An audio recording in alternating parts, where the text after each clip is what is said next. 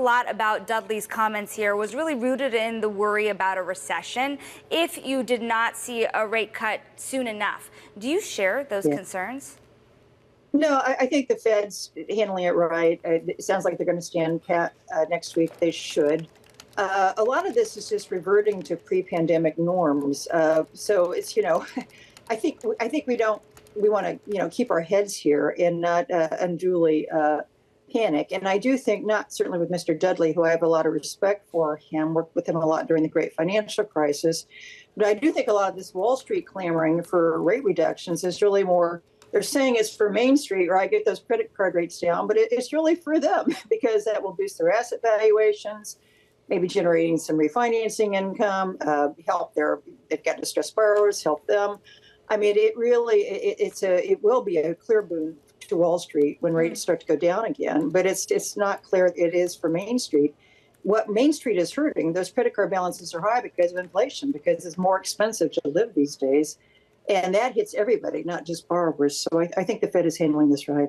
Well, Sheila, that's so interesting to hear you say that, because the point has been made again and again that the medicine is worse than the illness at this point. You're taking the opposite view here, that actually, no, inflation is the main thing that consumers are suffering from right now. It's not necessarily those higher interest rates.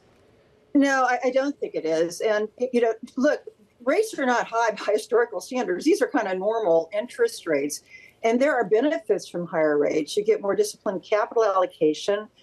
You reduce incentives to lever up, and that's painful because we had a lot of leverage buildup during the long, protracted era of ZIRP, and so people are having to deal with that now. But higher rates are actually productive for the economy. Low rates hurt productivity. There are a number of academic studies that show that. So there are economic benefits to it. And but I also think any kind of incremental reductions in rates, and I think at some point the Fed can nudge them down a bit, but how much that's going to flow down to help Main Street is a question for me. And I think the real problem is that we've had some real wage growth, thank goodness, but things are more expensive. We need to focus on real wage growth as a way to empower consumers, just not more debt, whether it's 25 basis points less or what have you. And housing, mortgage rates, which is the other area that Wall Street targets, that is a supply problem.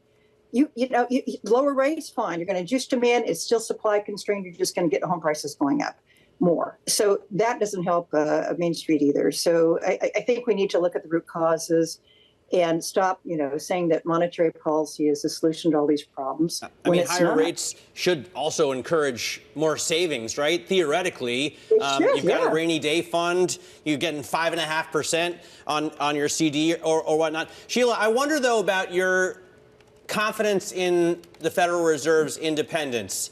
Some people running for office right now may want to weigh on the Fed more heavily than others. Are you concerned about Fed independence?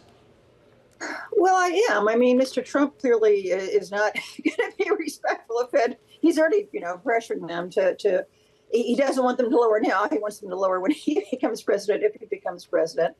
So, but I have a lot of confidence in the current Fed. I've not always agreed with them, but I have never questioned that they have political motivations behind the decisions they're making on monetary policy. So I do, it's going to be all about the leadership. But if Mr. Trump comes in, there are strong statutory protections against Fed independence. I think if he tries to assault that independence, there could be a significant legal barrier to doing that. And if it's Kamala Harris, and if she wins, that's kind of an unknown. Mr. Biden has respected their independence. I hope she would continue to do the same. I want to switch gears here and talk to you about an opinion article that was written in Politico this week, and it's entitled, "Why is the Government Encouraging a Taxpayer Bailout?" The idea here is that mortgage origination and servicing has really moved out of the banking system. This is the system here, of course, that the federal regulators really oversee, and out of the purview for the most part from these regulators. Just this week, one of the companies named, Mr. Cooper, became became even more powerful by buying a set of assets from New York Community Bank, arguably embattled a little bit at this point in time. How do you feel about this move from the banks to the non-banks and the move by regulators to really try to backstop this system? Yeah. Well, I think it's unfortunate. It bears repeating over and over again that the majority of these toxic subprime loans that cause so much heartache for families and so much disruption in our markets, the majority were originated by non-bank lenders. So the irony that they go from about, 34% to 2/3 of mortgage originations now is supremely ironic, and the servicing has moved too. It's about 4% during the crisis. Now it's well over half. So this is a problem with bank regulation. When you just clamp down on the banks, and capital requirements on mortgage servicing rights, I think, are part of the reasons why the servicing have also moved to the non-banks. But you just force this activity into less regulated sectors. And then to have an answer, okay, we're going to clamp down on the banks, we're going to push this, and not to say we didn't need more capital, we did, of course, but you can't do that in isolation without paying attention to kind of risks that are being created when it moves out of the banks. So this is a problem. They need more prudential supervision. They don't need bailouts. And there are plenty of tools now. I used to be the chair of the Fannie Mae board. Fannie, Freddie, Ginnie can set standards. They do set standards of financial integrity. Their businesses are at risk if these mortgage servicers get into problems. They could strengthen those requirements. FHFA could help them with that. And so I think there are current tools. It would be great if Congress provided more direct regulatory authority over them. But pending that, I think the tools are there now, and that's where the focus should be, not on creating bailout funds. Right. I mean, that's just, if the Fed thinks or FSOC thinks Mr. Cooper's is systemic, there's a process called Title I designations. They can designate Mr. Cooper's as a Title I systemic entity, put it under the Fed's supervisory regime, make them have a resolution plan, increase their capital requirements.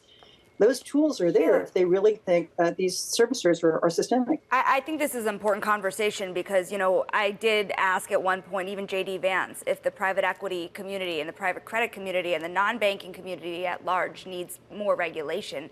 And he agreed, for example, that there should be more. So, there's another story in the Financial Times about how private equity has been tangled in a web of bank debt.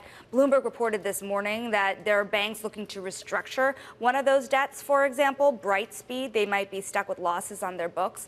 Is there a deeper connection than meets the eye between the private community, non-banks, and the banking system that regulators are not privy to?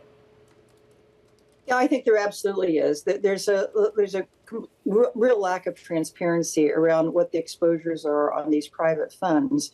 My gut tells me they use leverage on leverage. The conventional wisdom is they rely much more on equity financing or less leverage than banks. I don't think that's the case.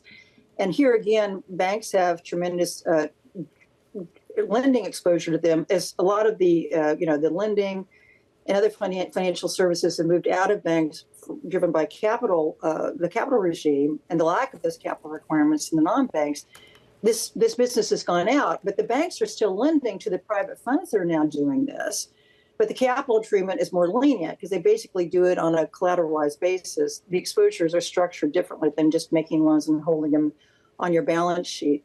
So again, it's a phenomenon of only slapping regulation and tougher standards on the banking sector without looking at what you're doing on the non-banks. And at very minimum, we could impose tighter requirements, things that the banks should know about those private funds, having a holistic view of their financial position, not just looking narrowly at the collateral. And gosh only knows, they probably bought that collateral with the loan. Who else has a claim on that collateral?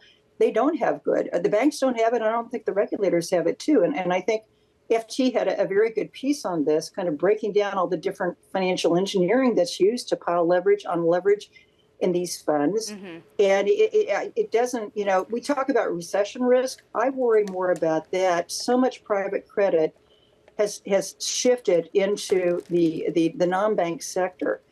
And if that sector implodes and that flows back into the banks, then we are going to have a real problem. Then we are going to have a deep recession along the lines of what we had in 2008.